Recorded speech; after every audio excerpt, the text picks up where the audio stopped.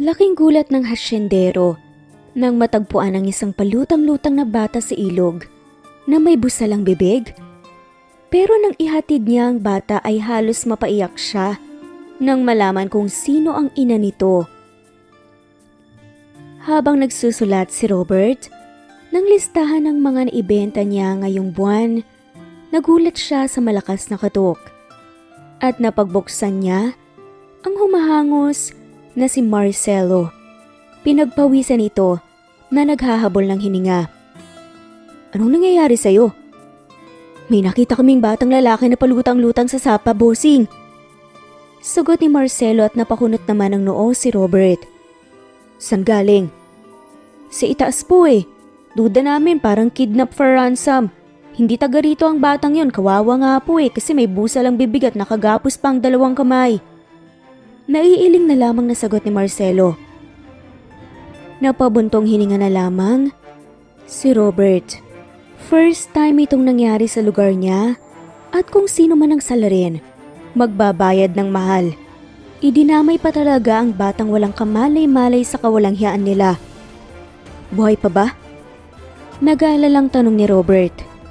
Tumango naman si Marcelo pero mukhang mahina na raw ang pulso at parang halos wala ng dugo dahil may sugat din daw ang bata sa tagiliran. Napapikit na lamang si Robert. Sobrang bilis ng kanyang pagtakbo papunta sana sa sapa pero palapit na si Marsing.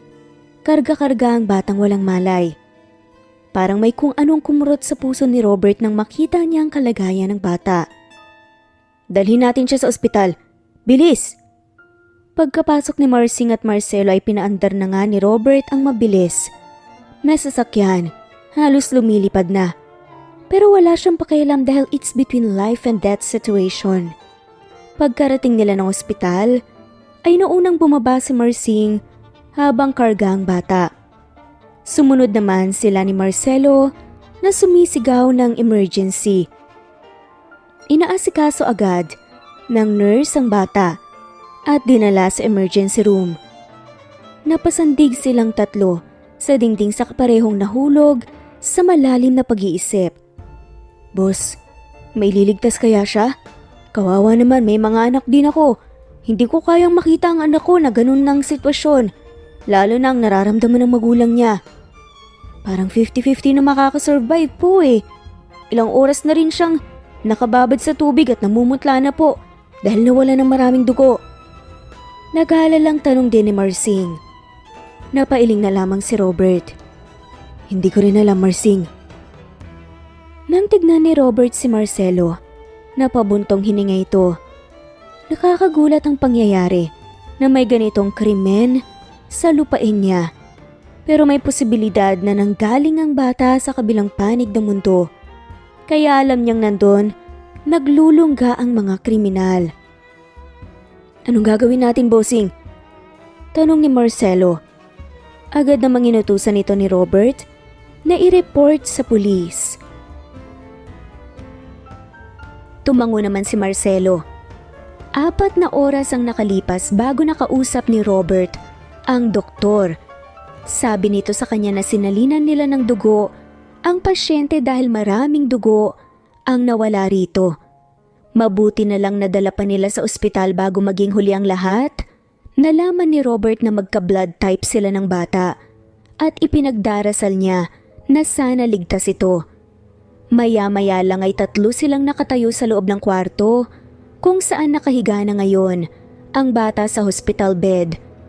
Namumutla pa rin ito, hihintayin na lang nilang magising at sana tatanggapin ng katawan nito ang gamot. Inutusan niya si Marcelo sa presinto at si Marsing naman ay pinauwi niya ng mansyon para ihabilin sa mga taon doon na wag basta-basta magpapasok ng kahit na sino sa lupain nila. Kailangan maging alerto para mabantayan ang buong paligid, wag naman sanang may iba pang batang mabiktima. Tama na ang isa na nandito ngayon sa ospital at hindi pa nagigising. Sa kabilang banda, si Cecilia naman ay parang nababaliw sa pagkawala ng kanyang nag-iisang anak. Tinanggal niya ang lahat ng trabahador niya sa bahay dahil hindi nila nagagawa ng maayos ang trabaho nila. Isang bata lang ang babantayan, pero nawala pa ito kung saan-saan na siya nagpunta para humingi ng tulong. Pero wala pa ring lead hanggang ngayon kung ano ang nangyari. Base sa kwento ng gwardya, ay nasundo na ang anak niyang si Miguel. Wala namang napansin na kakaiba dahil magkapareho daw ang kotse nila at nang sumundo kaya hindi ito nagtaka. Iyak ng iyak si Cecile. Isang linggo na siyang walang kain at maayos na tulog. Wala siyang pakialam kung mamatay siya dahil wala na rin namang saysay itong buhay niya. Kahit ubusin man niya ang pera niya, ay gagawin niya mahanap lang niya ang anak. Putlang-putla na siya pero hindi niya alintana ang pamamanhid ng katawan at umiikot na paningin. Kung kidnap, for ransom ang motibo. Hinihintay niyang may tumawag sa kanya, handa siyang magbigay kahit na magkano, pero wala namang kumontak sa kanya hanggang ngayon. Hawak-hawak niya sa isang kamay ang litrato ni Miguel. May pagsisisi siyang nadama dahil kung hindi siya naging pabayang ina, ay hindi ito mangyayari. Kung siya mismo ang naghatid sundo sa anak, ay mababantayan pa niya ito ng maayos, pero huli na ang lahat. Hindi na malayan ni Cecile ang pagpasok ng boyfriend na si Alfie sa loob ng kanyang kwarto. Yumakap ito sa kanya na may kasama pang halik, sana sa labi, pero umiwas siya. Nawala na nga sa'yo ang anak mo, hindi mo pa ako mabigyan ng oras. Kailan mo ba ako naging priority? Kailangan din ba akong mawala sa'yo para malungkot ka ng ganyan? Tanong ni Alfie. Naging mabagsik ang tingin ni Cecile sa kasintahan. Get out. Imbes na damayan mo ko? Ganyan pa talaga ang sasabihin mo sa akin? Wala kang kwentang tao. Hindi ka nakaramdam ng pagmamahal sa isang bata dahil hindi mo pa naranasan ang magkaroon ng anak. Trust me. Kung mabaliktad man ang posisyon natin, mababalik ka sa takot at pangamba. Ngayon pa lang pinakita mo na sa akin ang totoo mong kulay. Mabuti pang maghiwalay na tayo. Saad ni Cecile. Sa akin ka pa rin babagsak, Cecile. Dahil walang ibang taong nakakaintindi dyan sa ugali mo kundi ako lang. Sabi ni Alfie. Wala akong pakialam.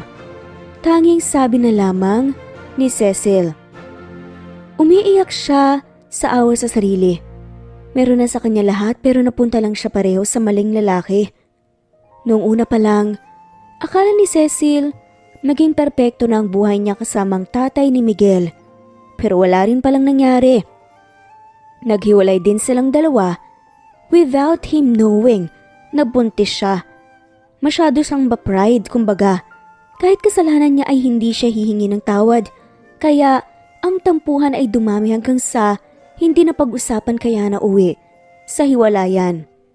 Ngayon naman, kung kailan siya nakahanap ng lalaking pakiramdam niya nakakaintindi sa kanya, saka nagkaroon ng conflict dahil hindi nito tanggap ang anak niya. Kaya nahihirapan si Cecile pumili. Dapat naman talaga kung papipiliin siya ay si Miguel palagi ang priority niya. Naramdaman na lamang ni Cecile na may braso na yumakap sa kanya. Walang iba, kundi ang kanyang best friend na si Kylie. Tama na, ipagdarasal na lang natin na ligtas si Miguel. Alam kong hindi siya pababayaan ng Diyos. Saad ni Kylie. Sana nga. Naluluhan na sagot naman ni Cecile. Tanong naman ng kaibigan kung kumain na ba ito at baka magkasakit na raw ito sa masyadong pag-aalala. Napangiti na lamang si Cecile nang haplusin ng kaibigan ang likod niya. Hindi ko kayang kumain kung hindi ko alam kung nasa ng anak ko, Zizi. Ramdam kita. But please lang, magpakatatag ka. Pag-aalo naman ni Kylie. Ewan ko, parang mamamatay na yata ako nito eh. Nagsuggest naman si Kylie na baka dapat kontakin na rin ang ama ng bata para may makatulong sa kanila sa paghahanap. Napabuntong hininga si Cecile. Ang suwestyon ng best friend niya ang hindi niya kayang gawin sa ngayon. Baka dumating sa puntong kukunin sa kanya ni Robert si Miguel kapag nalaman nito ang tungkol sa bata. Hindi maayos ang paghihiwalay nilang dalawa. May samaan sila ng loob kaya malabong magka-clash sila ulit kapag nagkita sila. Hindi ko gagawin yan, Sisi. At saka, wala na akong balita sa lalaki yun after naming mag-break. Ikaw ang bahala. Basta sa akin lang naman, ay suggestion na isip ko na siguro naglayas si Miguel dahil nalilito siya sa sitwasyon nyo. Wala siyang daddy pero meron ka namang boyfriend na ayaw sa kanya. Malaki ang factor na buo ang pamilya sa growth ng isang bata. Sisi, kung hindi kayo magkabalikan, pwede naman na mag-co-parenting kayo kahit para sa anak nyo lang. Sabi naman ni Kylie. Napailing na lamang si Cecil. Kung naglayas man si Miguel ay hindi siya effective maging isang ina. Hindi niya napalaki ng maayos ang kanyang anak. Samantala 3 linggo ang nakalipas. Si Robert nakahinga ng maluwag nang magising ang bata. Lalapitan niya sana ito pero nagsisisigaw ang bata. Takot na takot. Para bang gustong kumawala at tumakbo palayo, kaya nagkatinginan silang dalawa ni Marsing. Napailing na lamang si Robert dahil alam niyang na-trauma ang bata sa mapait na sinapit nito. Anong pangalan mo? Huwag kang matakot. Ligtas ka na. Dinala ka namin rito sa ospital. Napabaluktot ang bata.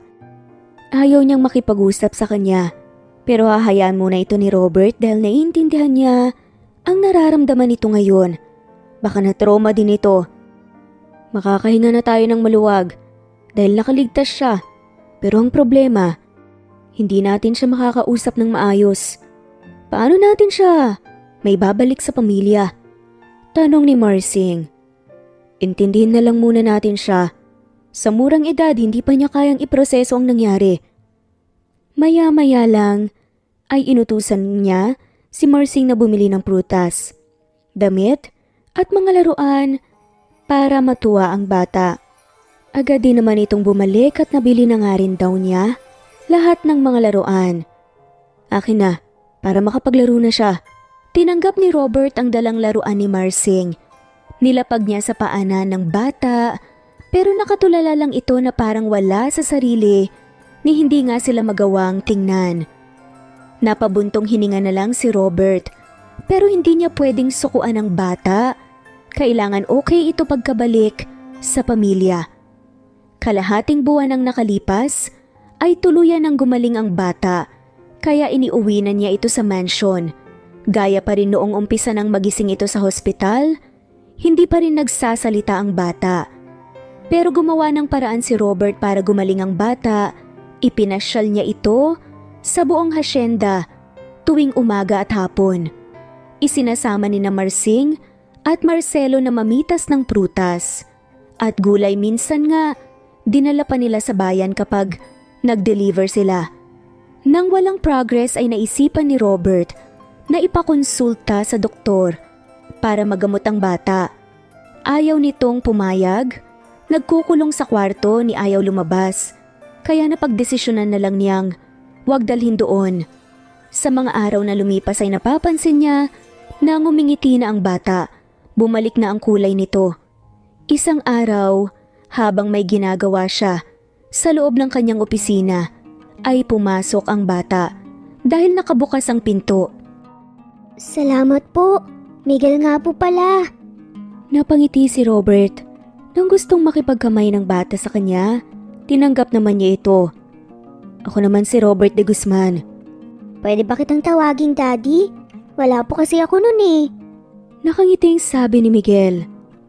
Okay lang. Siya nga pala, nasan nga pala ang daddy mo? Naggibit balikat naman ang batang si Miguel at hindi raw niya alam kung nasan ang daddy niya. By the way, ano nga palang pangalan ng mommy mo? Para kung sakaling gusto mo nang umuwi, alam namin kung saan kaya hatid. Cecil Ramirez po. Sagot ni Miguel. Natigilan si Robert. Nang marinig niya ang pangalang binanggit ni Miguel, ay isang tao lang ang pumasok sa isip niya. Walang iba kundi ang ex-girlfriend niya. Iisa lang ba ang mga ito o iba? Maraming magkapangalan sa buong mundo, kaya hanggat wala siyang nakikita katibayan, ay ayaw niyang mag-jump into conclusion. Naisip ni Robert na magpa-DNA test silang dalawa ni Miguel para masagot ang kanyang pagdududa.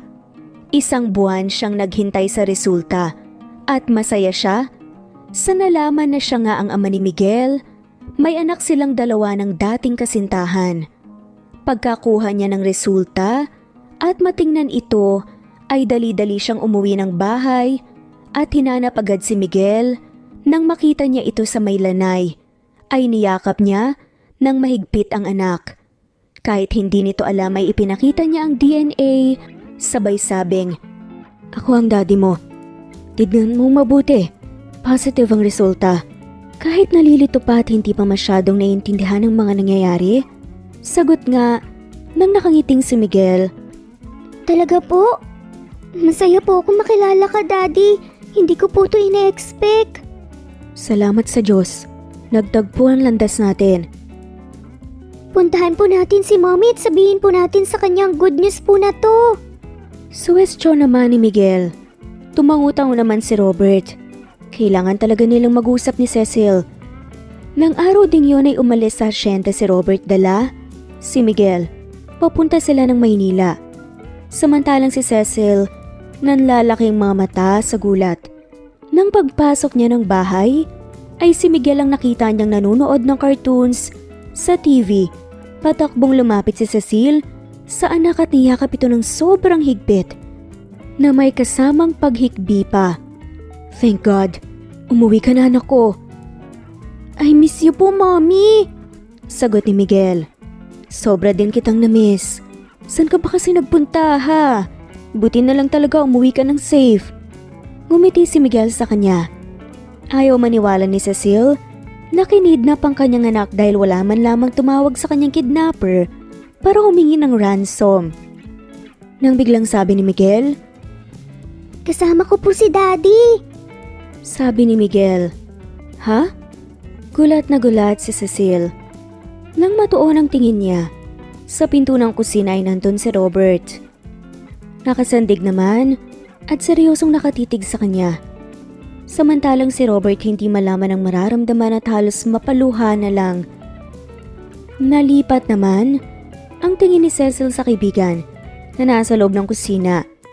Tahimik lang din ito pero palipat-lipat ang tingin sa kanya at sa dating boyfriend. Sadyang mapaglaro talaga ang tadhana. Akalain mong kay Robert napadpad si Miguel at curious siya kung bakit nag-meet ang mag-ama. At nagtaka din siya kung saan nalaman ni Robert na anak nilang dalawa si Miguel. O father figure lang ang turing ng bata sa ex-boyfriend pero this way ay hindi siya pwedeng magsinungaling. "Dito ka muna sa kusina kasama ng tita mo, anak. Mag-uusap lang kami ng mommy mo." Seryosong saad naman ni Robert. Sige po, Daddy. Nakasunod lang si Cecil sa kilos ng anak habang papasok ng kusina. Siya naman ay tahimik lang na naupo sa sofa. "Maupo ka, Cecil. Mag-usap tayong dalawa. May anak pala tayong dalawa pero hindi ka man lang nag-reach out sa akin. May sama ka ba talaga ng loob sa paghihiwalay natin dati? Wala ka ng chance na magsinungaling pa sa akin because DNA tests don't lie anyway." Nilapag ni Robert sa ibabaw ng mesa ang isang brown envelope. Kahit hindi niya tignan ang resulta, ay alam niyang positive ito. "We didn't broke up in good terms. Kaya siguro maintindihan mo ko. At saka, nakaya ko naman siyang buhayin along the way ah. Pero, napapabayaan mo rin siya. Hindi siya mapapadpad sa poder ko if you took care of him that much. Nakidnap ang anak natin, Miss Cecil. Inanod siya sa may sapa nang makita siya ng mga tauhan ko sa asyenda. May busal ang bibig, nakagapos ang 2 kamay. And the worst thing is, may saksak siya sa bandang tagiliran dahilan para masalinan siya ng duko. All I thought, hindi siya makakasurvive. Nang dalhin ko siya sa ospital, luckily, nagising siya. Pero na-trauma si Miguel. Iyak siya ng iyak, sumisigaw, at hindi kami kinakausap. Our son experienced cruelty in this young age. Next time, be mindful na kailangan talaga first priority ang anak kesa sa ano paman. Iyak nang iyak si Cecil. Pagkatapos niyang marinig lahat ng nangyari tungkol sa anak nila, hindi niya ma-imagine ang takot ng bata noong mga panahong yun. Napayuko na lamang siya dahil partly malaki ang pagkukulang niya at kasalanan dahil naging pabaya siyang ina. Iniasa na lang siya. Humingi siya ng sorry kay Robert at nagpasalamat na rin for saving their son's life and for taking care of him. Mabubulok talaga sa kulungan ang gumawa nito sa anak natin. Dinamay pa talaga nila ang batang walang kamalay-malay. Nai-report na sa pulis ang nangyari. Hihintayin na lang natin ang resulta ng investigasyon. Tumango si Cecil. Hindi siya papayag na hindi mabigyan ng hustisya ang kanyang anak. Napapikit na lamang siya nang maisip kung walang nakakita na palutang-lutang sa sapa. Andoon lang malalagutan ng hininga si Miguel. May lapses man siya bilang magulang pero kasalanan din naman ng mga taong may masamang intensyon sa kapwa kaya walang puwang ang mga ito na mabuhay sa mundo. Pagkatapos silang mag-usap ay hinayaan na nga lamang siya ni Robert na makapagbihis. Dahan-dahan siyang umakyat ng hagdan at hindi niya alam na nakasunod na pala sa kanyang kaibigan. Anong feeling na nagkita kayo ng ex-boyfriend mo after a long year? Tanong nga ni Kylie. Siyempre, nagulat ako. Ang liit lang talaga ng mundo. Ang galing talagang kumilos ng tadhana. Nagsuggest nga lang ako nung nakaraan pero tinupad na niya kaagad para sa'yo. Or maybe para sa anak mo, sabi ni Kylie. Napatango-tango si Cecil. Sobra. Pero naaawa ako sa sinapit ng anak ko kahit sabihin pang nakasurvive siya sa nangyaring yon. Grabe din yung iyak ko kanina nang magkwento si Robert tungkol sa nangyari, masyadong traumatic yun para sa ating older. Mas lalo na sa kanya. Kaya hanggat maaari ay iwasan nang ma-mention yung place na yon sa buhay niya. Kasi hindi maganda. Naiiling na lamang nasabi ni Kylie. Oo nga. Habang si Robert ay kasamang anak sa may kusina. Nagkausap po kayong dalawa ni Mommy, Daddy? Curious na tanong ng batang si Miguel. Oo. Tapos ano pong magiging setup nyo? Matalinong tanong pa nga nito. Napangiti si Robert na nakatingin kay Miguel. Hindi kami nag-usap tungkol sa magiging setup. Okay po, pero dito ka na po ba titira sa bahay namin? O kami na lang po pupunta po dun sa mansyon? Dito ka lang sa mommy mo, dadalaw na lang ako sa inyo rito. Yun na lang muna. Walang plano si Robert na ilayo ang anak nila kay Cecil. Hindi siya selfish at ayaw niyang magkaroon sila ng conflict ng ex-girlfriend. Ayaw niyang pati ngayon, wala na sila ay hindi pa rin sila magkakaintindihan. Kaya nga natapos ang relasyon nila noon dahil hindi sila magkatugma at walang pagintindi both sides. Biglang nalungkot si Miguel sa sinabi niya. Mas maganda kung palagi kang nandito, Daddy. May boyfriend kasi si Mommy na ayaw po sa akin eh. Sabi pa nga ni Miguel. Tila nagpanting naman ang tenga ni Robert sa narinig. Mostly mga issues ng couple kung may dinadalang anak ang isa sa mga ito, pero understanding and acceptance is the key. Anong ginawa sa'yo? Sinaktan ka ba? Umiling-iling ang bata. Hindi naman po, pero ramdam ko po ang pagkadisgusto po niya sa akin. Hanggat maaari ay lumayo ka sa kanya. Kapag nandito siya sa bahay niyo, magtago ka sa loob ng kwarto. Opo, Daddy. Sagot ni Miguel. Wag lang niyang malalaman na sinaktan ng lalaking yun ang anak niya. Magkakasubukan silang dalawa. Pero hanggat maaari ay ayaw niyang makialam dahil alam ni Cecile ang pinasok nitong relasyon. Hindi naman lahat ng tao matatanggap na may anak ang makakarelasyon nila. Swerte na ngayong mga taong kayang yakapin ang katotohanan and the genuine love is there. Pagkatapos nilang maghanda ng hapunan ay pumasok na ng kusina si Cecile kasama ang kaibigan nito. Napako ang tingin ni Robert sa maputing binti ng dating kasintahan. Nakasuot kasi ito ng maiksing shorts na itim kaya napapansin masyado. Nagbabago talaga ang taste ng tao in the long run. Dahil hindi ganito itong si Cecile nang magkarelasyon silang dalawa. Simple lang kung manamit pero revealing na nakakapanindog balahibo. Napailing na lang si Robert dahil parang nagmukha siyang tambay sa kanto sa style niyang ganito. Merong kasing iba na mahilig manitig ng legs ng babaeng dumadaan. May sisipol at magpapansin. Siya ay nalinya sa tahimik lang sa isang tabi pero nakakatinik ang mga tingin. Kung hindi pa tinusok ng anak niya ang kanyang tagiliran ay hindi pa siya natauhan. Biglang nakaramdam ng hiya si Robert dahil parang masyado siyang at home sa bahay ni Cecile pagdating pa lang niya. Kumain na tayo. Sad ni Robert. Salamat, maupo ka na anak. Sagot naman ni Cecil. Napansin ni Robert na sobrang lapad ng ngisi ni Kylie na nakatingin sa kanilang dalawa ni Cecil.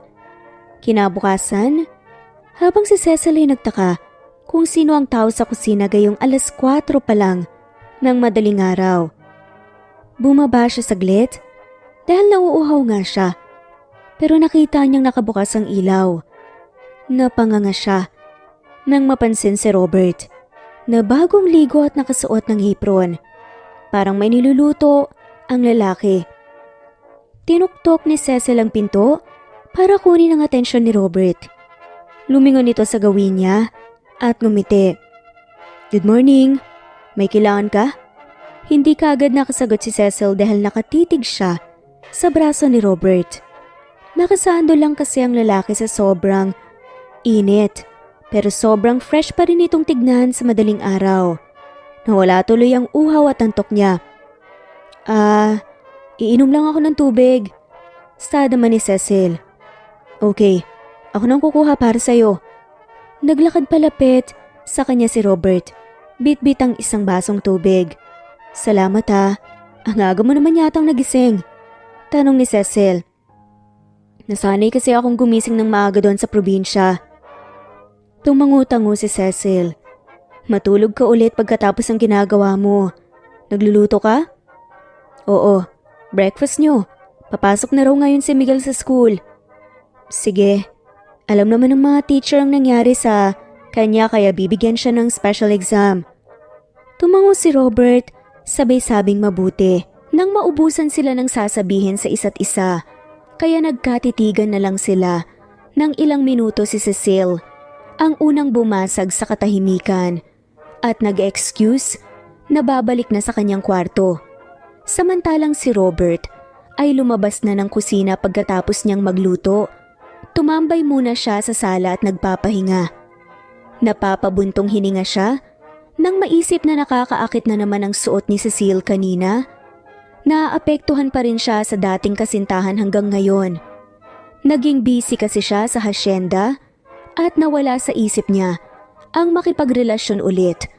Kaya ganito ang reaksyon niya, plus kay Cecilia na may nakaraan sila. Nang bumaba ng hagdan, si Miguel ay nakasuot na ito ng uniforme at nakasukbit na sa likod ang backpack nito. Nang makalapit sa kanya ang anak, ay iniabot nito sa kanya ang susi ng kotse. Good morning, Daddy! Ikaw na lang daw po ang maghahatid sa akin ngayon dahil may gagawin po si Mommy dito po sa bahay. Nakangiting bati pa nga ni Miguel. Sure, magagahan ka muna, magbabaon ka ba? O susunduin kita mamaya ng tanghali? Magbabaon lang po ko, Daddy. Namimiss ko na rin pong kabanding ang mga kaklase ko eh. Sad naman ito. Okay, maya-maya lang naghanda na ng agahan si Robert para sa anak at naglagay na nga rin siya ng kanin at ulam sa baunan nga at pinuno nga niya ng tubig ang tumbler. Makalipas ang 1 oras ay papunta na sila ng paaralan. Mabuti na lang siya ang naghatid sa anak para makausap niya ang teacher nito para maging aware sa nangyari at hindi matanong si Miguel directly para hindi mabalik sa sistema nito ang trauma tungkol sa pagkidnap rito. Pabalik na sa bahay ni Cecile si Robert Pagpasok pa lang niya sa gate, ay narinig niya ang boses ng ex-girlfriend na may kaaway. Hindi niya binigyan pansin hanggang sa boses na ng lalaki. Ang sunod niyang naririnig, kaya dahan-dahan siyang naglakad palapit sa front door para madinig niya ng maayos ang usapan ng dalawa. "We're done, Alfie. Tinapos ko ng relasyon nating dalawa." Matapang na saad ni Cecil. "Hindi ako pumasok, Cecil. Dahil sigurado akong sa akin ka pa rin, babagsak. Pero when I found out na bumalik na sa buhay ninyong mag-ina ang tatay ng anak mo, hindi pwedeng pakampante na ako sa isang tabi." Sabi ni Alfie. "Anong pakialam mo kay Robert?" Tanong naman ni Cecil. "May pakialam ako. Dahil napakalaki niyang threat sa akin." Sagot naman nito. "Tama na, Alfie. Palayain mo na ako. Umpisa pa lang ramdam kong hindi mo naman talaga ako minahal eh. At saka kung genuine talaga ang feelings mo sa akin, dapat mamahalin mo rin ang anak ko. Ibigay mo na lang ang anak mo sa tatay niya. Magsimula tayong dalawa. Gagawa tayo ng maraming anak, yung sariling atin." Sinampal ni Cecil sa Alfie. Hindi ko magagawa ang gusto mong mangyari. Hindi ko kayang isantabi ang anak ko para sa'yo. Kung ganun, isasama kita ng pwersahan sa akin. Galit na sabi ni Alfie. "Bitawan mo nga ako? Ano ba? Nasasaktan ako." Dahil sa narinig, nag-igting ang mga panga ni Robert. Dali-dali siyang pumasok at itinulak ang malakas na pinto, kaya nagulat ang dalawa. Inundayan niya ng suntok ang mukha ni Alfie. Hindi ito nakailag kaya natamaan ito dahilan para matumba at bumagsak malapit sa mesa, kaya nabasag ang vase. "Para malaman mo, ay walang sapilitan sa pagmamahal. Kung ayaw sa'yo ng babae, wag mong ipilit ang sarili mo." Matapang na sa adaman ni Robert. "Pakialamera mo. Ikaw din, wag kang makialam dito dahil issue namin to." Pasigaw na sabi ni Alfie. Sagot naman ni Robert. "Hindi ako nakialam until you are pursuing her para sumama sa'yo. Masyado yung foul. Parang hindi ka lalaki sa lagay na yun ah." Nagpalitan sila ng suntok ni Alfie. Hindi nakailag si Robert ng 2 beses kaya natumba siya sa may sofa. Narinig pa nga niya ang sigaw ni Cecil para patigilin sila, pero hindi siya nakinig. Gusto niyang ilabas ni Alfie ang gigil nito sa kanya dahil alam niyang nagsiselos ito sa kanya kaysa naman ang babae ang saktan nito. Pero mas napuruhan niya ng sobra si Alfie.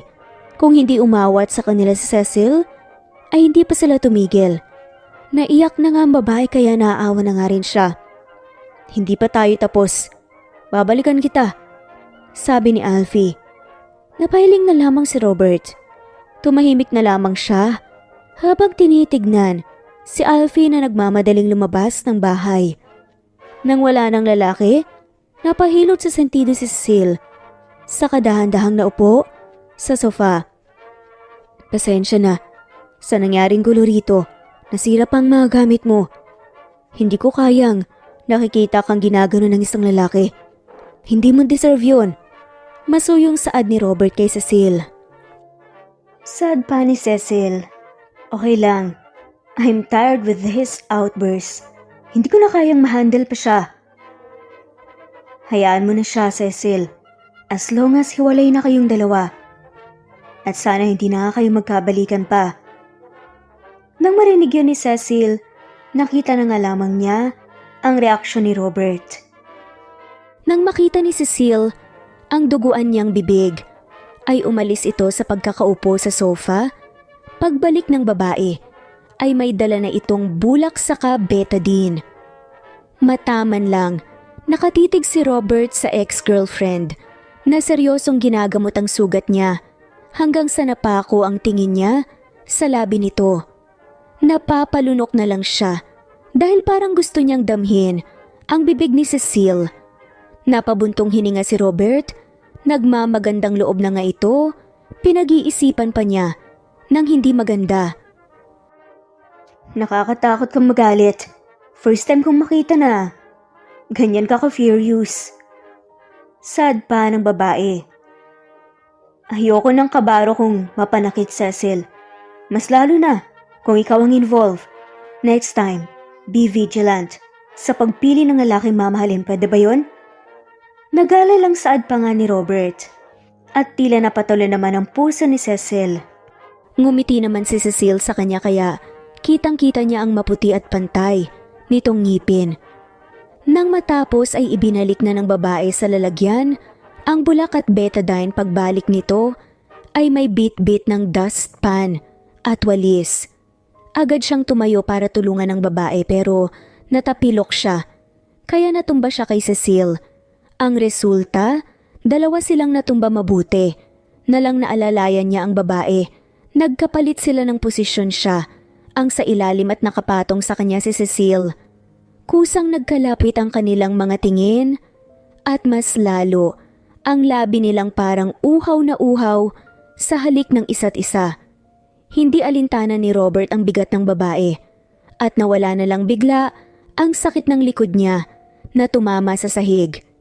Nagtagal ang halikan nila ng ex-girlfriend ang ilang minuto hanggang sa si Cecil na lang ang una bumitaw at nagmamadaling umalis. Na-realize yata ng babae ang nagyari kaya napayuko itong umakyat ng hagdan. Naiwan na lang si Robert na nakahiga sa sahig at napapailing tumayo na siya para linisan ang nasirang base. Dahil sa nangyari ay nalimutan niyang kunin si Miguel sa eskwelahan bandang hapon. Nagulat na lang siya nang pumasok sa loob ng bahay ang anak kasama ni Kylie. Lumapit sa kanya si Miguel at nagmano pero napakunot ang noo nito na nakatingin sa sugatan niyang bibig. Hindi nagsalita si Robert dahil hindi pwedeng ma-involve ang isang bata sa isyu ng matatanda. Sumenyas siya sa anak na pumunta na sa kwarto nito at magbihis. May nangyari ba dito sa bahay na nakalimutan niyong sunduin si Miguel sa eskwelahan? Nagtatakang tanong ng kaibigan ni Cecil na si Kylie. Sagot naman ni Robert. Nagpunta rito si Alfie kanina.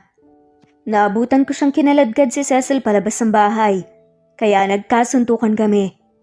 Iba talaga ang ugali ng lalaking yun. Komento ni Kylie. Nakipaghiwalay na kasi si Cecil sa kanya at hindi siya pumayag. Napatitig naman sa kanya si Kylie. Baka iisipin ng babaeng ito na siya ng dahilan wala naman siyang kinalaman sa hiwalayan ng dalawang iyon. Habang si Cecil ay hindi makamove on sa halikan silang dalawa ni Robert kanina, parang naging flash sa bilis ang labi nilang nagkatagpo at nagtukaan. Sa sobrang lalim ng pag-iisip niya, ay hindi niya namalayan si Kylie na pumasok sa loob ng kwarto. Naupo sa ibabaw ng kama, bandang paanan niya. Mabuti na lang naisipan kong daanan sa eskwelahan si Miguel. Kung hindi, naghihintay siya sa wala doon. Sagot naman ni Kylie. Salamat Sisi Hindi ako makamove on sa suntukan ng nitong dalawa sino bang matutuwa sa ganun? Hiniwalayan mo si Alfie, syempre iisipin niya na si Robert ang dahilan. Pero at the same time, alam mo happy talaga ako dahil mas bagay kayong dalawa ni Robert. Nakaiting sabi naman ni Kylie. Sobrang lapad ng naging ngiti ni Kylie sa kanya. Napangiwi na lang siya at sinapak ito ng unan. Nagkasapakan silang dalawa. Ang ending, tawa sila ng tawa. Alam mo may issue ka. Matagal na kaming hiwalay noon. Kahit wala pa si Robert dito, no? Robert is out of the picture. Nakakahiya din dun sa tao. Hindi ka naman kasi nag-open sa akin tungkol dun At kay Robert ko pa talaga nalaman. Napairap na lamang ang kaibigan nitong si Kylie. Daming nilang napapag-usapan ni Kylie bago ito nagpaalam na pumasok sa loob ng kwarto nito. Noon pa talaga sila magkasama nitong best friend niya dito sa bahay niya. Hindi kasi taga Maynila si Kylie, salta lang ito dito. Dahil sa trabaho bilang isang medtech. Nakahinga ng maluwag si Cecil dahil hindi nagtagal ang best friend sa loob ng kwarto niya bago pa niya ma-share rito ang naging halikan nila ni Robert. Ayaw lumabas ng kwarto niya si Cecil dahil hindi niya alam kung paano harapin ng normal ang lalaki. Affected kasi siya masyado sa naging halikan nilang dalawa dahil hindi aksidente ang nangyari kundi kagustuhan nila. Isang linggo ang nakalipas ay talagang iniiwasan ni Cecile si Robert hanggang sa nagulat na lang siya na pag-uwi niya ng bahay isang hapon ay wala ang lalaki. Nagmamadali siyang nagbihis at lumabas sakto namang may isang lalaking dumating sakay ng motorsiklo. Kaya napakunot ang noo ni Cecile kasi binati siya at nagpakilala. Magandang hapon po, ma'am. Judas nga po pala. Escariote ba ang apelyido mo? Tanong ni Cecil. Natatawang lalaki dahil sa tanong niya. Iba din ang trip ng magulang nito sa dami ng pangalan na pwedeng gamitin ay Judas pa talaga. Pero bumawi naman sa itsura dahil gwapong lalaki. Siya nga po pala, security guard niyo po ako mula ngayon, sabi ni Judas. Naguluhan naman si Cecil dahil hindi naman siya naghahanap ng security. Si Sir Robert po pala ang naglagay sa akin sa role na to.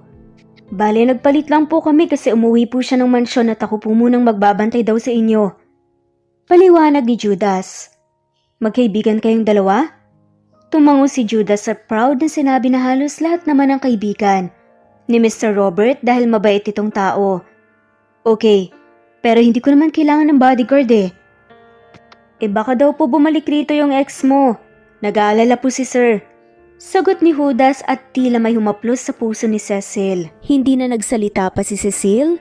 Wala siyang magagawa dahil nandito si Judas sa bahay niya. Hindi naman pwedeng paalisin niya ito. Nakakahiya naman kay Robert.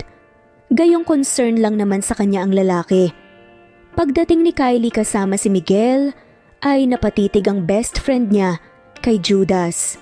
Napansin niya ang biglang nag-lock, ang tinginan ng dalawa na para bang may unawaan na. Masama siyang best friend kung puputulin niya ang kaligayahan nito.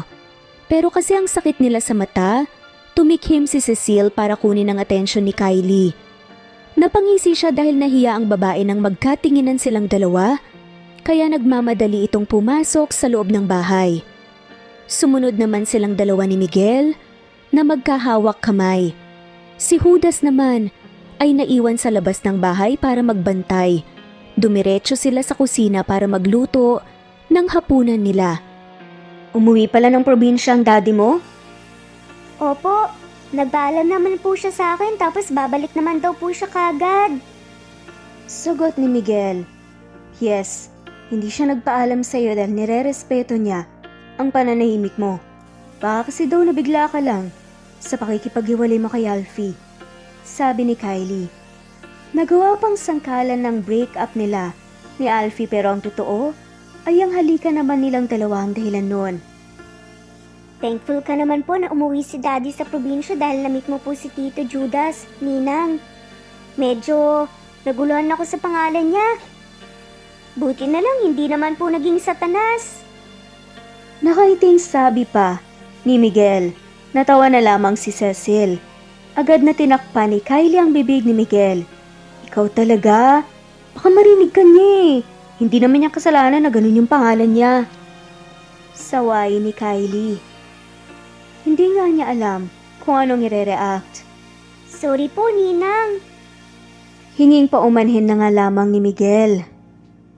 Pagkatapos ng usapan, ay busy na sila sa pagluluto ng hapunan nila. 2 linggo ang nakalipas ay hindi pa rin bumabalik si Robert. Hindi din siya nagtanong kay Judas dahil nahihiya siya. Naging masaya sa bahay niya dahil love team na nabuo ni na Judas at Kylie. Napasimangot na lang siya. Kapag naglalambingan ang dalawa, mas lalo niyang namimiss si Robert. Ang Jahe naman, parang kailangan pang umuwi ng probinsya ng lalaki para ma-realize niyang mahal pa rin niya ito hanggang ngayon. Nagpapalusot siyang tumatambay sa bakuran tuwing gabi para magpahangin pero gusto lang niyang magabang na baka babalik ng biglaan si Robert. Hindi na malayan ni Cecile. Napapalapit na pala si Kylie sa kanya. Okay ka lang? Napapansin kong masyado kang matamlay lately. May masakit ba sa'yo? Tanong ni Kylie. Wala naman. Ganito lang talaga ang personality ko. Ngumiti sa kanya si Kylie at tinapik ang kanyang balikat. Talaga ba? Bakit ka pa nagsisinungaling kung kitang-kita naman ang ebidensya? Nagkakaganyan ka lang nang magsimulang wala na rito sa bahay si Robert. Okay lang naman umamin at walang masama dun, di ba? Ano, mahal mo na ba ulit? Tanong pa ni Kylie. Na-corner na si Cecil. Wala nang rason pa para makapagdanay pa nga siya ngayon.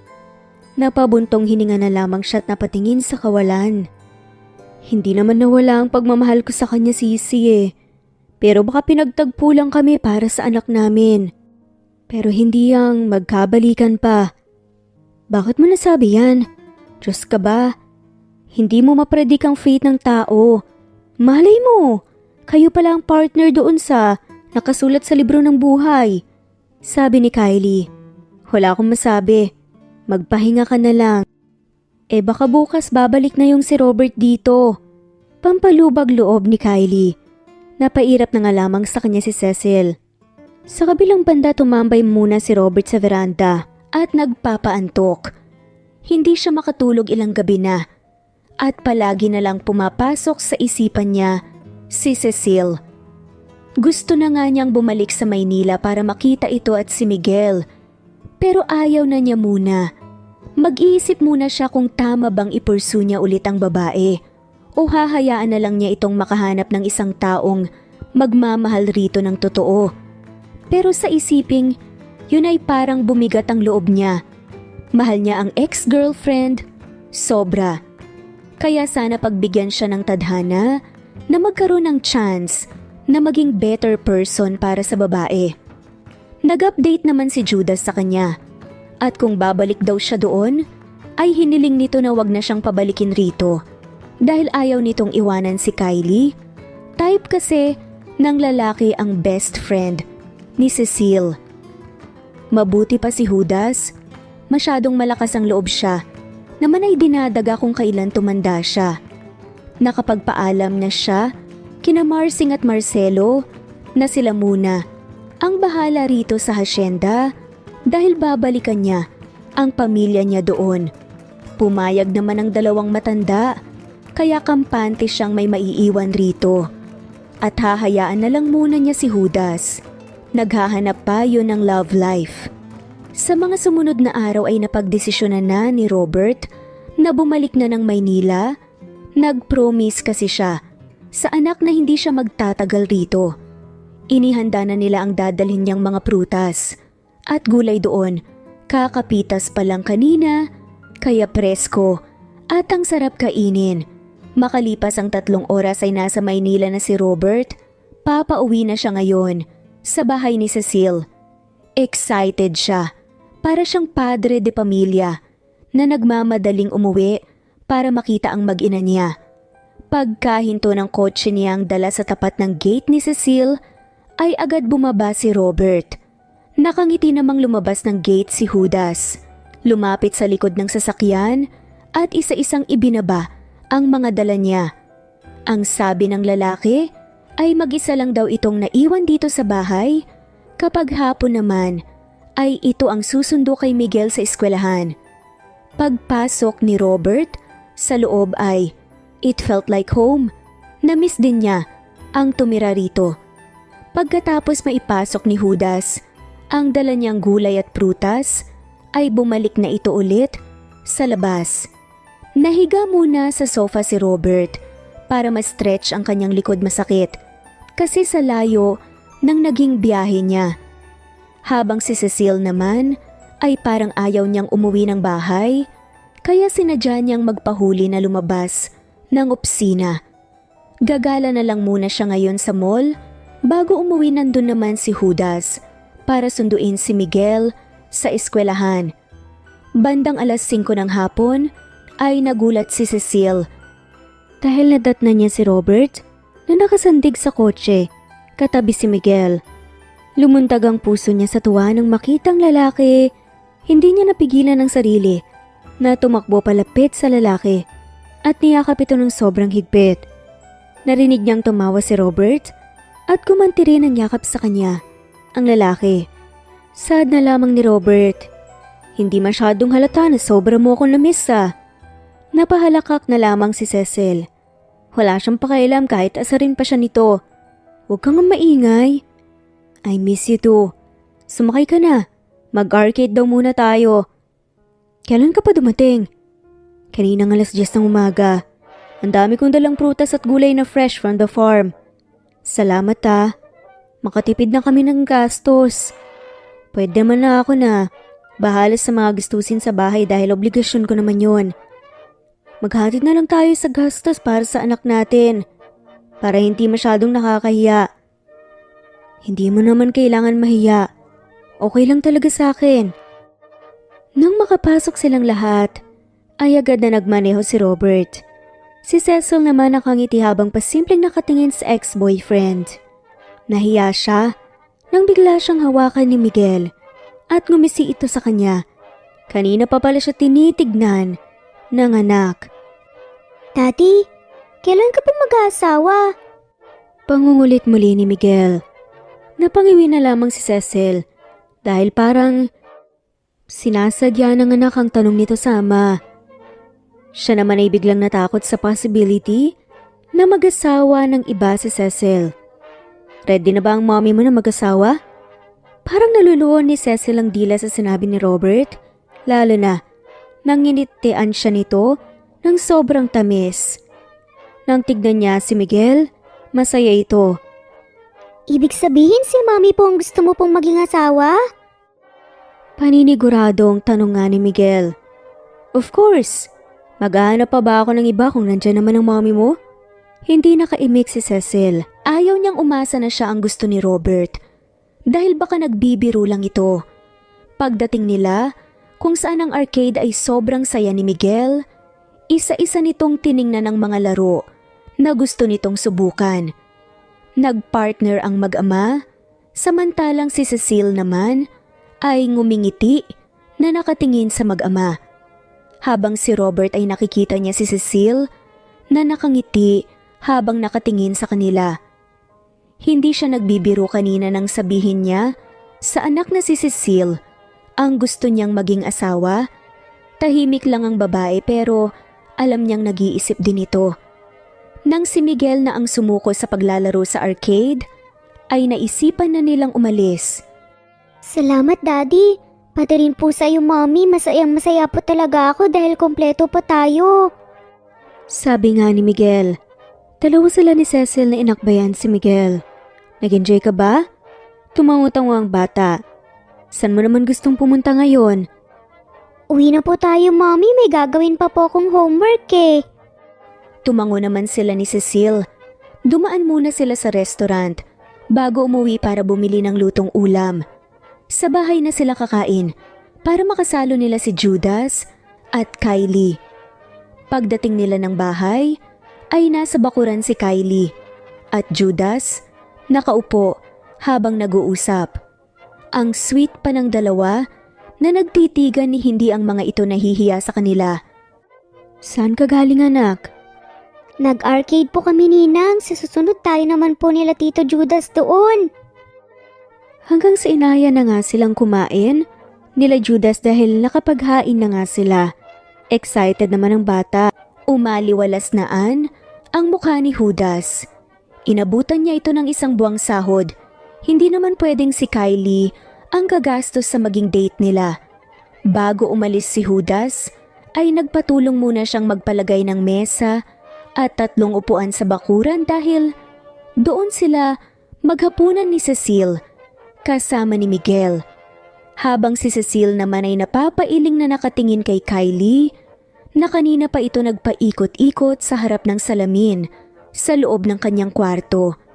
Ang tagal nitong matapos sa pagpapaganda pero kanina pa ito hinihintay ni Judas. Uy, yung kasama mo kanina pa hinihintay.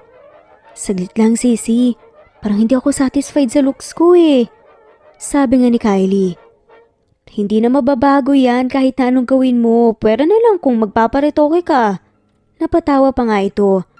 Alam mong sama mong best friend, sumuporta ka naman kahit ngayon lang. Naiiling na sabi ni Kylie. Maganda ka naman. Hindi mo na kailangan pa mag-makeup ng sobra. Dagdag naman ito. Salamat Sisi ha. Sagot ni Kylie at napayakap nga sa kanyang kaibigan. Ngumiti ng sobrang tamis si Kylie at niyakap siya. Maya-maya lang ay umalis na si Kylie, kaya nagmamadaling nagbihis si Cecile at sumunod sa best friend niya pababa ng hagdan, pero hindi niya naabutan ng babae. Si Robert ang nakita niya na pumasok sa loob ng bahay. Wala ka na bang gagawin? Tanong ni Robert. Wala na. So, kumain na tayo, doon na lang sa labas para mahangin. Napangiti si Cecil. Tawagin ko lang si Miguel. Sige. Buhay ko. Natigilan naman si Cecile dahil binanggit ni Cecile ang tawagan nila noon. Napabuntong hininga na lang siya. Ayaw niyang umasa pero sana maging totoo ang gusto niyang mangyari. Kumatok siya sa pinto ng kwarto ni Miguel. Bumukas naman at lumabas ang anak kaya sabay na silang dalawa na bumaba ng hagdan dahil tapos na itong gumawa ng assignments. Paglabas nila ng bahay ay nakahanda na ang pagkain sa mesa. Ngumiti naman si Robert na ipinaghila sila ng upuan. Inaasikaso sila ni Robert hanggang sa makakain sila. Napapangiti si Cecile at ganado ang kanyang kain. Sa sobrang busy niya ay hindi man lang niya naisip na gawin ito noon ang kumain sila dito sa labas. Pasimple lang na nakatingin si Cecile kay Robert. Nang makita niya muli ang lalaki kanina ay parang lahat ng lungkot niya ay nawala. Nilantakan ni Cecile ang mga prutas na dala ni Robert. Panghimagas sobrang sarap at tamis, kaya mapapadami ang kain niya nito. Parang gusto kong pumunta sa probinsya doon sa hacienda mo. Ako mismo mag-harvest ng mga to. Pwede naman. Sabihan mo lang ako kung kailan ang day off mo. At walang pasok itong si Miguel. Sige. Sa sumunod na linggo ay nakahinga naman ng maluwag si Cecile. Dahil hindi na siya ginugulo ni Alfie, ingat na ingat nga siya kapag lumabas dahil baka bigla na lang siyang sunggaban ng lalaki at dalhin sa kung saan. Isang buwan ang nakalipas ay nagkaroon ng pagkakataon si Cecile na pumunta ng probinsya doon sa hacienda ni Robert. At para na rin sa samahan nila ng dating boyfriend, ay sobrang sweet na nila ngayon. Wala namang sinasabi ang lalaki kung ano ang pwede nilang gawin o magbalikan ba sila. Kusa na lang itong nangyari sa pagitan nilang dalawa. Ayaw din niyang magtanong dahil baka na misinterpret lang niya ang mga ikinikilos ng lalaki. Sumama na rin sa kanila si Kylie dahil parang ayaw na nitong mahiwalay kay Judas. Iba talaga ang galawan ng mga taong ganun. Napangiti na lang si Cecile dahil for the first time ay nagmahal ang best friend niya. Mabait naman din kasi si Judas. Magkasama silang tatlo ni Miguel at Robert. Si Kylie naman ay nakaangkas sa motorsiklo ni Judas. Gamit lang naman ito ang nasa sasakyan nila. Bumili din si Cecile ng maraming pasalubong para sa lahat ng trabahador. Sa hacienda kung ano-ano na lang ang binili niyang pagkain at mga gamit. Masaya ka ba? Masuyong tanong ni Robert. Oo naman. Salamat. Hinaplos ni Robert ang mukha niya, kaya napahilig siya sa balikat nito. Ang sarap lang sa pakiramdam na nagkakaintindihan na sila ngayon, na walang label kaysa noong magkarelasyon silang dalawa. Sigurado naman na mag-enjoy ka doon. Marami bang binata doon? Tila nanloloko pa na saad ni Cecil. Naging seryoso ang mukha ni Robert. Nagmamaneho na ito at hindi siya pinansin. Hindi pa ba ako sapat para sa'yo, Cecil? Bakit naghahanap ka pa ng iba? Dahil ba sa wala akong sinasabi, ha? Napakagatlabi na lamang si Cecil. Mali yata ang pagkakaintindi ng lalaki sa sinabi niya. Sinubukan niyang hawakan ito pero umiwas nga si Robert na tila nagtatampo. Ano ka ba? Pinaprank lang naman kita eh. Pwes, hindi maganda ang biro mo. Sorry na. Panunuyo naman ni Cecil kay Robert. Nakarating sila ng probinsya. Nawala silang imikan ni Robert kahit na nang nakarating na sila ng hacienda. Nagulat si Cecile dahil pagpasok nila sa loob ng mansyon ay may handaan palang nakahanda para sa kanila. Tuwang-tuwa naman ang mga ito, mas lalo na ang dalawang matanda na makita. Si Miguel ulit sabay paniyakap ng mga ito, ang anak niya nagmano naman ang bata. "Namiss ko po kayo mga lolo," masayang sabi ni Miguel. "Kami din, kaya tuwang-tuwa kami sa pagpunta mo ulit." Sagot naman ni Marcelo. "Kamusta ka na? Mas gwapo ka ngayon ah," tanong ni Marsing. Napangisin na lamang si Miguel. "Okay lang po, siya nga po pala ang mommy ko po," sagot ni Miguel. Ngumiti naman ang dalawa sa kanya. Nagpasalamat ng marami si Cecile sa mga ito dahil inaalagaan ng anak noon. Pagdating naman ni Judas ay nalaman niyang tatay pala nito si Marsing. Nahihiya namang nagmano ang best friend niya. "Duda akong maiiwan dito sa hasyenda si Kylie, hindi na makakabalik ng Maynila." Makalipas ang isang oras ay naupo na silang lahat para kumain. Pinagsilbihan naman sila ng kasambahay. Naghugis puso ang mga mata ni Cecile sa dami ng pagkain na nakahanda sa mesa. Nang gumabi ay hindi niya nakita si Robert. Si Miguel naman ay naglalaro sa labas kasama ang mga bata doon. Si Kylie ay wala na nga siyang balita. Sumama yata ito kay Judas sa bahay ng lalaki. Kakatapos lang niyang magbihis at tinanap niya ang lalaki kung saan ito nagpunta. Hindi pa rin kasi siya pinapansin kaya naiinis siya. Napasigaw na lamang si Cecile nang may biglang humila sa kanyang papasok ng kwarto. Akala niya kung sino si Robert lang pala. "Ano ka ba? Bigla ka na lang nangihila. Akala ko kung sino ni." Seryoso ang tingin ni Robert sa kanya. Hindi nakahuma si Cecile. Nang ihiga siya ni Robert sa kama at pinatungan. "Sorry, pero may tanong ako sa'yo." Tila masuyong saad nito. "Ano yun? Mahal mo ba ako?"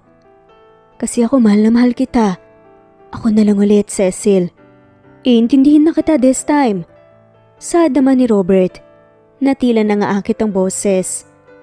Ngumiti si Cecil. "I love you so much." Saad naman ito. "Salamat. I love you more." Sagot naman ni Robert. Napahagihik naman si Cecile nang isa-isang hinalikan ni Robert ang bawat sulok ng mukha niya. Seryoso silang dalawa na nagkatitigan at namalayan na lang niyang siniil siya ng halik ni Robert sa labi. Makalipas ang isang oras ay sobrang himbing nang naging tulog ni Robert sa kanyang tabi. Hindi alintana ni Cecile ang lamig ng aircon kahit wala siyang suot na saplot. May nangyari sa kanilang dalawa ng lalaki at wala siyang pagsisisi doon. Kinabukasan, habang si Robert ay maagang nagising sobrang gaan ng kanyang pakiramdam para bang nakalutang siya sa hangin. Okay na kasi silang dalawa ni Cecile, nagkabalikan na silang dalawa kaya ngayon ay pupuntahan niya ito sa kwarto nila. Nakahiga pa ang babae, tulog pa yata ito. Sumampa sa ibabaw ng kama si Robert at nakatunghay sa mukha ng nobya. "Gumising ka na, buhay ko. Mag-harvest pa tayo ng mga pinya ngayon." Kumalaw si Cecil na gunat ng katawan pero nanatili pa ring nakapikit ang mata. "Gusto ko pang matulog. Mataas na ang sikat ng araw, mamaya. Masyado nang mainit ang panahon." Nakasimangot na lang si Cecile na bumangon pero ngumiti naman ito nang mapatingin sa kanya saka isinukbit ang dalawang braso sa kanyang leeg na nagpapalambing. Hindi sila ganito dati, hindi nga niya alam kung bakit umabot sila ng taon na wala man lang sweetness sa relasyon nila. "Wait lang, mahal." Bumaba ng kama si Cecil. Saka dumiretso sa banyo at naglock ng pinto. Napatawa na lamang si Robert dahil parang naging ibang tao na siya ngayon. "Bakit pa naglock ng pinto?" "Siyempre maliligo ako, no?" Saad naman ni Cecil. "Wala ka bang tiwala sa akin?" "Sa'yo meron pero sa libog mo, sa katawan wala." Napahalakak na lamang si Robert. "Wala akong ganun, no? Libag marami." Napatawa sila. Ang dami mong alam. Anak mo, nasaan? Kumain na ba yon? Nasa manggahan na kasama ng ibang mga bata. Kanina pa sila kumakain. Ikaw lang naman kasi itong naiwan dito sa mansyon eh. Biglang natahimik si Cecil sa loob ng banyo. Kaya tumayo na siya at kinatok ang pinto. Naubusan ako ng tubig, hindi gumana yung gripo. May sabon pa ang ulo ko't muka. Buksan mo ang pinto, papasok ako. Binuksan naman ni Cecile ang pinto, kaya pumasok na si Robert. Hindi naman niya maiwasang hindi tingnan ang kahubdan ng nobya niya. Napapalunok na lang siya dahil maraming beses na niya itong nakita, pero affected pa rin siya. Nag-react pa rin. Ang katawan niya iba talaga atraksyon na naramdaman niya sa babaeng ito. Bakit nakatingin ka sa katawan ko? Napangiti lang si Robert. Nakabalandra ka dyan eh, kaya mapapatingin talaga ako. Ayusin mo na nga yung gripo, ang anghang na ng mga mata ko eh. Reklamo naman ni Cecil at napatawa na lamang si Robert. Dali-daling inayos ni Robert ang gripo ng may tubig na ay nagmamadali siyang lumabas ng banyo. Napapaypay siya sa kanyang sarili at kumalma. Maaga pa ngayon, mamayang gabi na lang siya mag-iisip ng hindi maganda. Makalipas ang 1 oras ay nasa manggahan na sila. Kumain na muna silang dalawa bago mamitas ng mga hinog na pinyo. Pinagsuot niya ng jacket, sombrero at bota si Cecile para hindi ito masugatan sa tinik ng pinya. Saka pinasuot niya din ng gloves. Maya-maya lang ay nag-umpisa na silang mamitas ng pinya. Todo sunod siya kay Cecile. Pilit namang lumalayo ang babae sa kanya hanggang sa tumakbo ito. Kaya sumunod siya at naghahabulan silang dalawa. Habang si Cecile ay tawa ng tawa dahil hiningal si Robert sa paghabol sa kanya, kahit nakasuot siya ng bota, ay ang bilis pa rin niyang tumakbo. Nang mahabol siya ng nobyo, ay niyakap siya nito, kinarga at pinaikot-ikot sa hangin. Ang usapan nila ay mamimitas sila ng pinya pero wala pa silang makuha dahil naghahabulan pa sila at naglalandian rito. Hinihingal ako sa'yo. Mamimitas na ba tayo o maglalandian lang? Napairap naman si Cecil. Hayaan mo na. May iba namang gagawa sa mga yan, di ba? Kaya ang resulta, sumilong sila sa lilim ng malaking puno at parehong nakahiga, saka nakatingin sa kalangitan. Tumagilid sila ng sabay at nagkatinginan sabay ngumiti. May changes na yung relasyon natin ngayon. Hindi na tayo nag-aaway. Ngumiti si Robert at dumikit sa kanya. Inabot ang kanyang pisngi at hinaplos ng paulit-ulit. Mas matured na ang isip natin ngayon kaya mas gustuhin na lang natin ang magkaintindihan kaysa ang mag-away. Nakakahiya din kasi may anak na tayo. Thank you for loving me again, Robert. Biglang saad naman ni Cecil at tila naging emosyonal siya. Siyempre, ang puso ko ay para sa'yo lang. Yumakap si Cecil sa boyfriend niya at hinalikan ito sa labi. I love you. I love you more. Sagutan nga nila. Lumipas ang 1 buwan ay napagdesisyonan ni Cecile na mag-resign na sa trabaho at dito na lang tumira sa hacienda. Ipinag-transfer na din niya si Miguel sa paaralan rito dahil parang ayaw na nitong bumalik sa Maynila na wiwili na yata sa mga bagong kaibigan sa mansyon. Pumayag na din naman si Robert para magkasama na silang lahat rito at para na rin sa nangyari sa anak niya noong nakidnap ito ay hindi malaman kung sino ang may gawa, ipapasa Diyos na lang niya ang lahat at tuluyan na niyang kalimutan ang nangyari. At si Kylie ay nagpa-transfer sa ospital dito sa lugar na ito dahil dito rin naman nagtatrabaho si Judas bilang assistant ni Robert sa pamamahala ng hacienda. Masasabi ni Cecile na iba talaga ang nagagawa ng pag-ibig sa isang tao. Hahamakin ang lahat, masunod lamang. Ngayon ay nasa mansion lang si Cecile dahil masama ang kanyang pakiramdam. Mag-isa lang siya dahil ang mga tao ay may trabaho lahat. Araw-araw kasing nag-harvest ng mga ibebenta, kaya lahat busy. May mga hayop pa na nanganganak at nangingitlog na kailangan bantayan. Kahapon pa niya ito nararamdaman at wala siyang ganang kumain. Hindi na lang siya nagsabi kay Robert para hindi ito mag-alala. Naisip niya na baka buntis yata siya dahil delayed na siya. Nagmamadaling nagbihis si Cecile dahil balak niyang pumunta ng bayan, bibili siya ng pregnancy test. Hindi na siya nagpaalam kay Robert dahil malayo ang lalakarin makapunta doon. Mabilis lang naman siya. Nang nasa bayan na si Cecile, ay pumasok na siya sa pharmacy para bumili. 5 pregnancy test ang kanyang binili. Papalabas na sana siya nang biglang may nagsalita sa kanyang tabi. Cecile?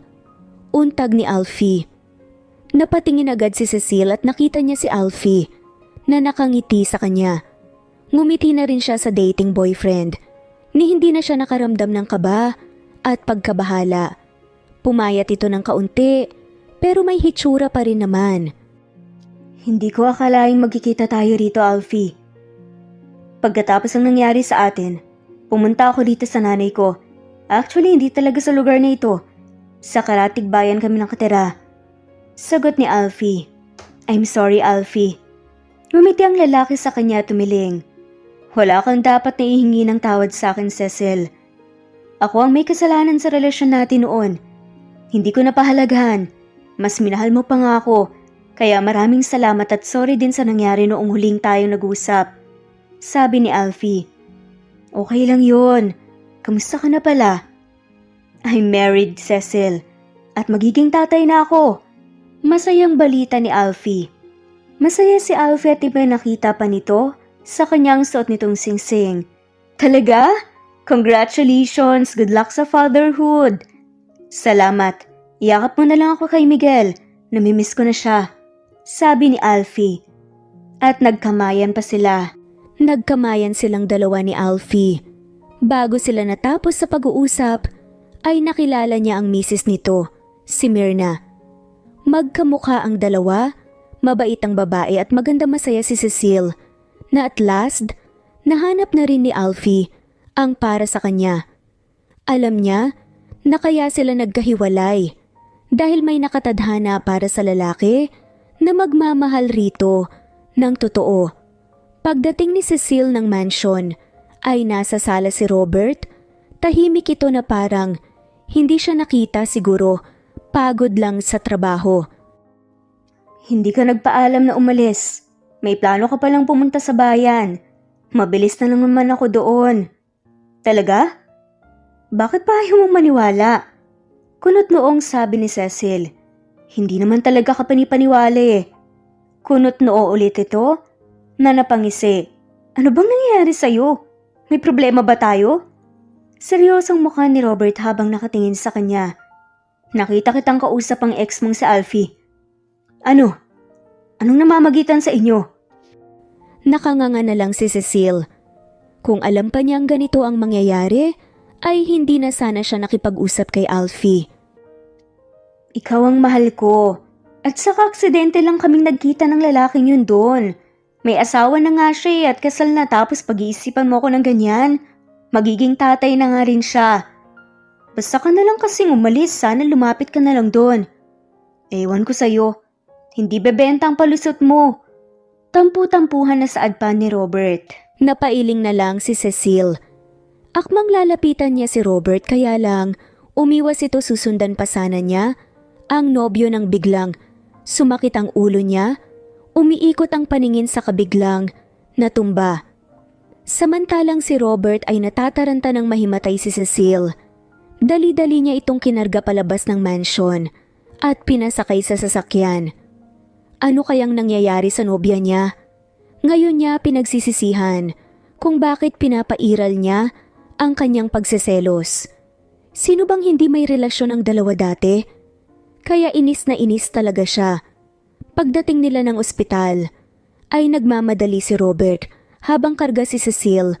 Sinalubong agad sila ng nurse at dinala niya ang nobya sa emergency room. Maya-maya lang ay isinama na siya ng nurse sa kwarto na inuuko pa ni Cecile. Hindi pa nagising ang babae, kaya hinarap niya muna ang doktor. Kaya hinimatay ang misis mo. Dahil buntis siya, sir. Iwasan ang ma-stress at kailangan palaging happy lang si mommy para healthy din si baby. May re-reseta naman kaming mga vitamins para sa kanya.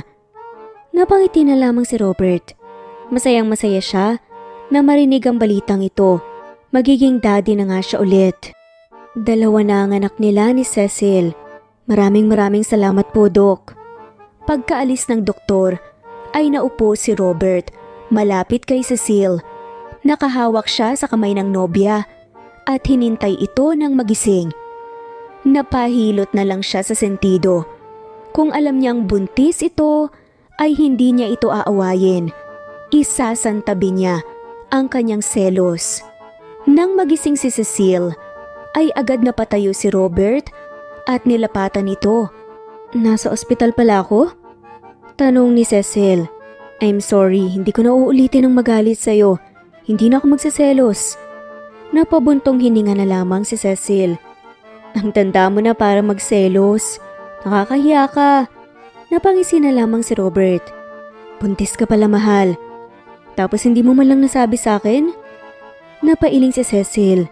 Hindi ko rin alam eh. Kaya nga ako pumunta sa bayan para bumili ng pregnancy test tapos inaway mo pa ako. Hinalikan na lamang ni Robert ang noo ni Cecil at niyakap. Sorry na. Hindi na pwedeng maulit yun na. Mas-stress kami ni baby. Sad pa nga nito. Hindi na ako papayag. Lugi ako dahil may nadagdag na sa pamilya natin. Magtino ka na. Napabuntong hininga na lamang si Robert. Maling-mali talaga siya. I love you, buhay ko. Nagsusumamong saad nito. Ngumiti si Cecil. I love you too, buhay ko. At madadagdagan pa tayo ng isang buhay. Tinutukoy ang anak. 2 linggo ang nakalipas ay nakalabas na ng ospital si Cecil. Napagdesisyonan ni Robert na magpa-party sa mansion para sa incoming baby nila at proposal na rin para sa nobya. Hindi na siya makapaghintay para maging asawa for life ang babae. Ang sarap sa feeling na sabay silang tatanda at makakasama ang kanilang mga anak at apo. Habang si Cecil ay hindi masyadong lumalabas ng kwarto dahil masama ang kanyang pakiramdam. Hinahatiran lang siya ng pagkain ni Robert.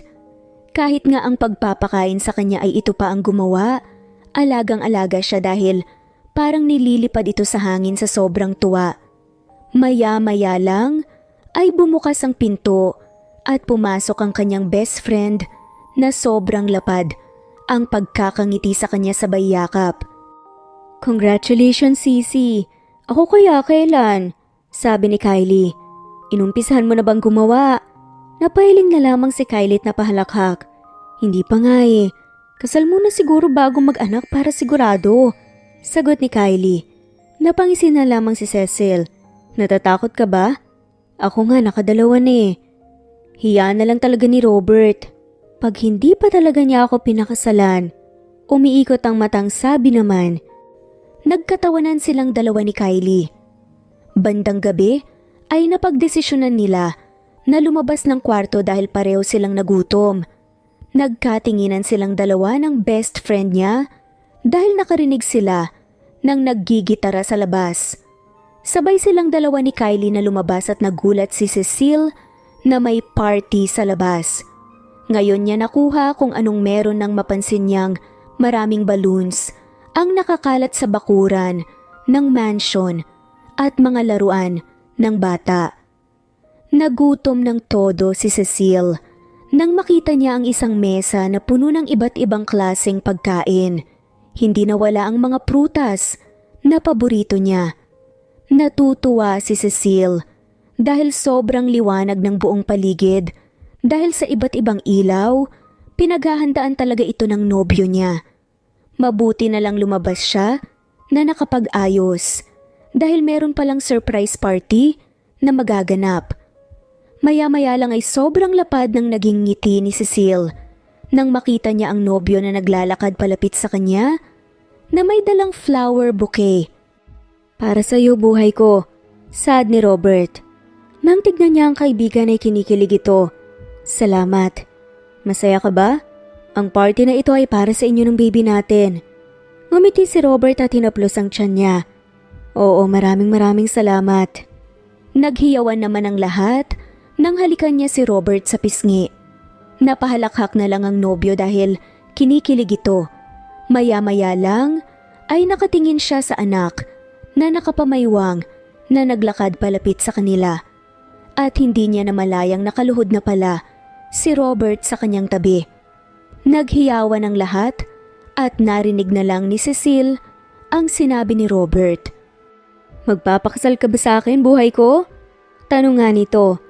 Napatakip na lamang sa kanyang bibig si Cecil. Hindi niya naisip na aabot sila ng lalaki sa ganitong punto. Si Kylie sa kanyang tabi ay sobrang ingay, hiyaw ng hiyaw. Oo, magpapakasal ako sa'yo. Kasabay ng pagsagot ni Cecile ay palakpakan naman ang lahat ng nandito. Natawa siya dahil ang anak na si Miguel ay talon ng talon na may kasamang pagsasayaw.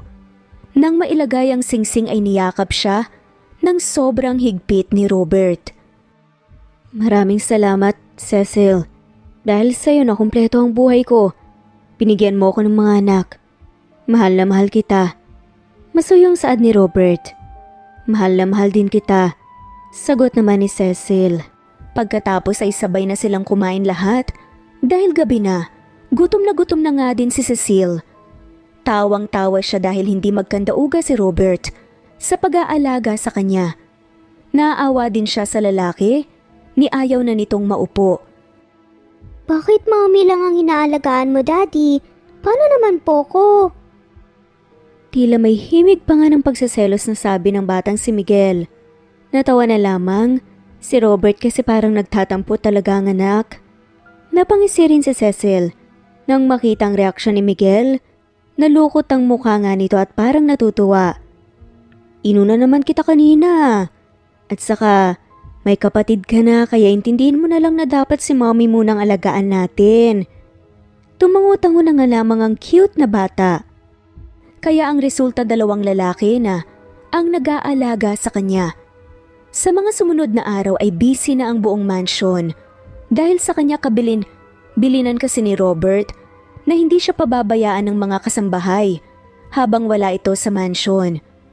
Nahihiya din si Cecile dahil okay lang naman siya at kaya niya ang kanyang sarili. Nang gumabi ay sobrang lakas ng ulan, gustong-gusto ni Cecile na kumain ng pizza pero wala sila dito. Ngayon niya gustong kainin at ayaw niyang ipagpabukas pa. Tiningnan niya si Robert pero sobrang himbing ng tulog nito kaya lang gusto niya talagang kumain. Nakasimangot na siya kaya nyugyog niya ang balikat ni Robert. Uy, gumising ka. Gusto kong kumain ng pizza. Napabago naman bigla si Robert at napatingin sa kanya. Gabi na at saka sa bayan pa yan nabibili. Napanguso si Cecil. Ibili mo ako. Gustong kumain ng baby. Sige na nga, dito ka lang. Huwag kang lalabas ng mansyon, masyadong malakas ang ulan. Sobrang inaalagaan talaga ni Robert si Cecil habang buntis ito. Hindi kasi nito nagawa ang bagay na to nung pinagbubuntis ni Cecil si Miguel kaya bumabawi talaga siya sa dalawa.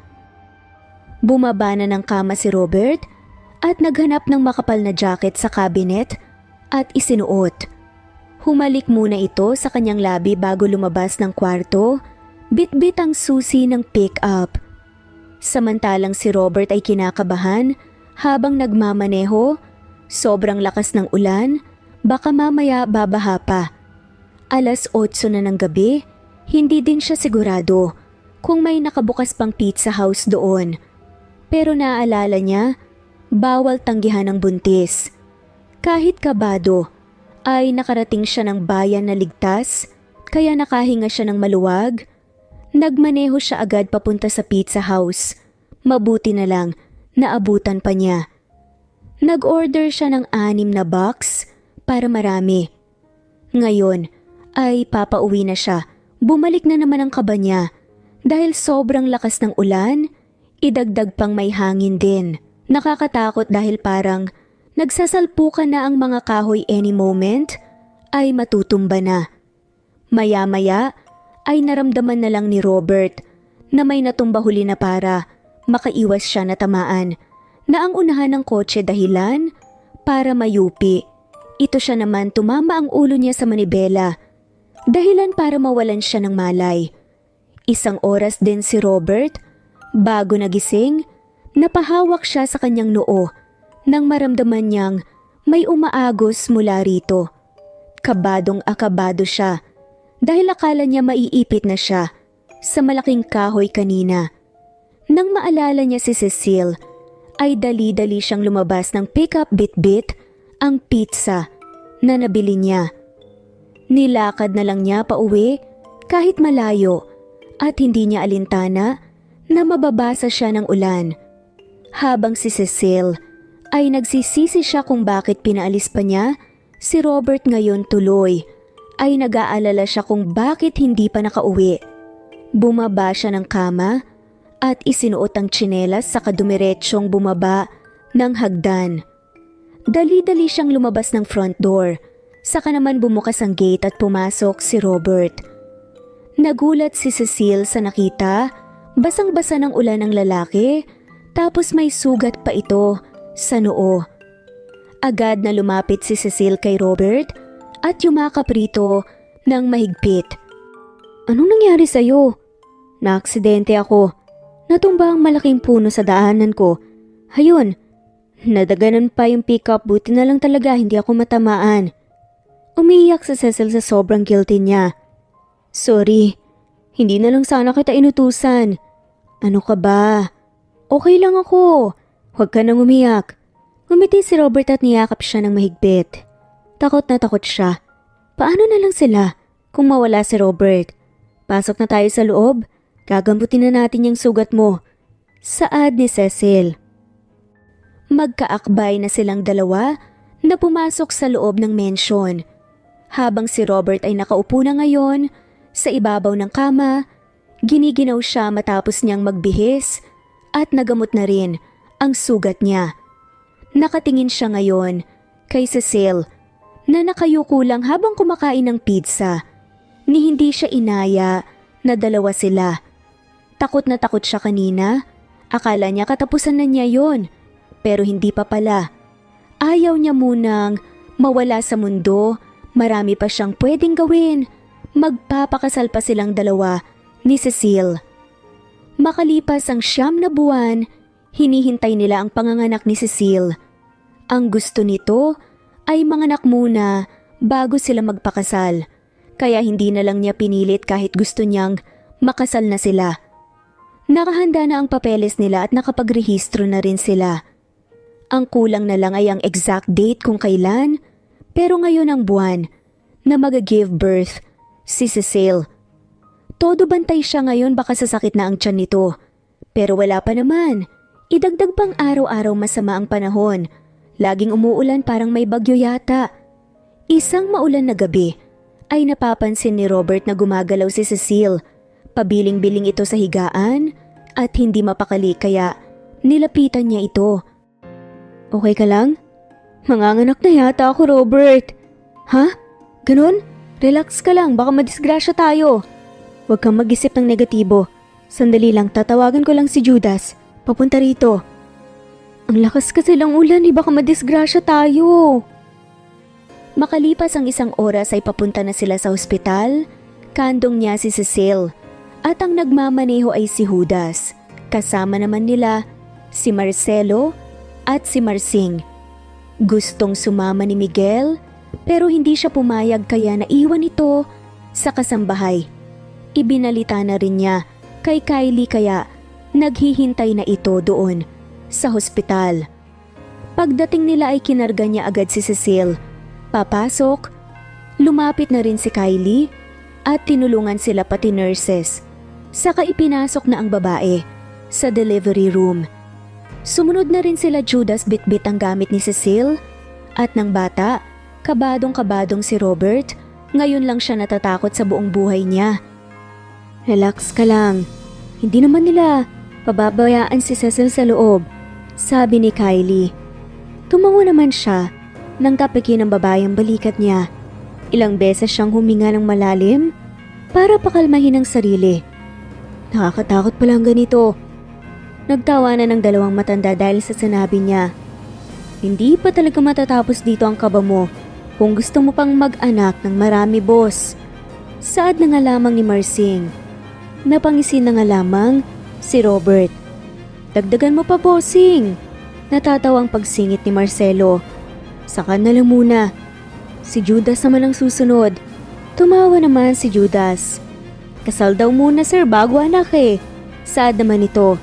Humalakhak si Robert. Gusto rin namang maging sigurado ni Kylie. At wala namang masama sa ganun.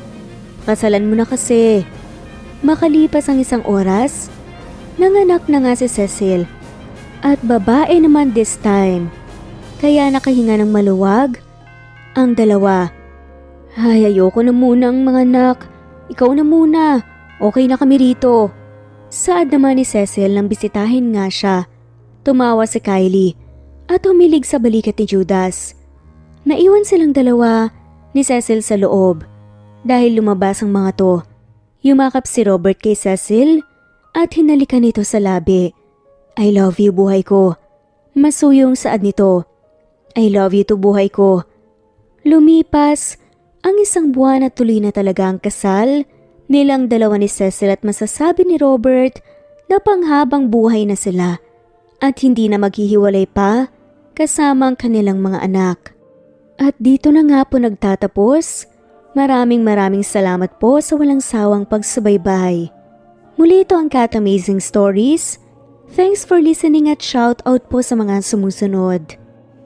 Veronica Briseño, Violeta Murillo, Teresita, Teresa Bulie, Christine Flores, Nesbeth Hanaban, Flor Salvalion, Kuwait, Raquel Labay, Kuya Atok, Lani Pardillo, Eva Violeta, Presbyteros Rose, Amy Regalado, Teresita, Pres Cavilla Havana, Precious, Lilian Naubebe, Eli Evangelista Anderson, Marziel Arcilias, Rosemary Palaganas, Rose Martinito, Ding Liege, Alexa Gomez, Jomira Bueno,